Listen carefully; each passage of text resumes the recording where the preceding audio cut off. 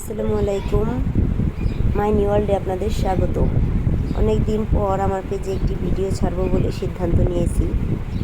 এতদিন ভিডিও ছাড়িনি কারণ পেজে সমস্যা হয়েছে, মন খারাপ করে ভিডিও দেইনি।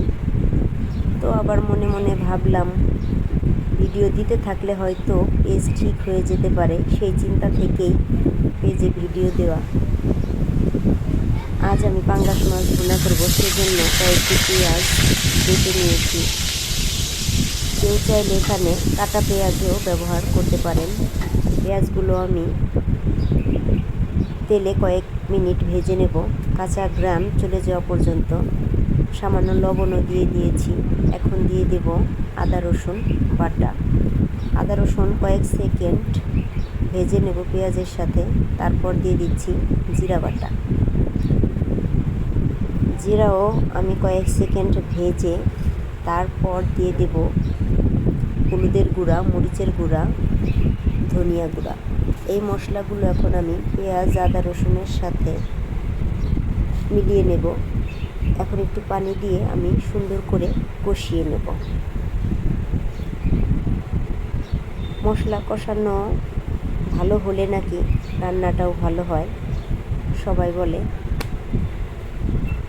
মশলাটা কষানো হয়ে গিয়েছে, এখন আমি মাছ দিয়ে দিচ্ছি। আমি এভাবে মাছ দিয়ে কয়েক সেকেন্ড ঢেকে রান্না করে নেব, যাতে মাছের ভেতরে সব মশলা প্রবেশ করতে পারে।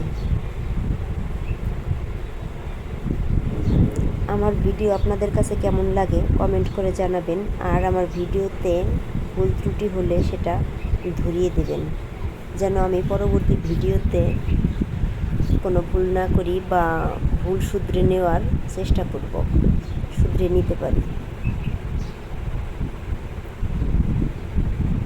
আমার রান্নাটা আপনাদের কাছে কেমন লাগলো সেটা কমেন্ট করে জানিয়ে দেবেন।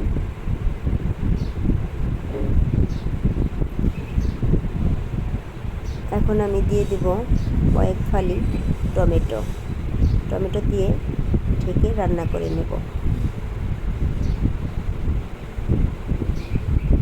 রান্নাটা প্রায় শেষ, এখন আমি এটা নামিয়ে নেব। আমার রান্নাটা কেমন লাগলো দয়া করে বলে যাবেন। আসসালামু আলাইকুম।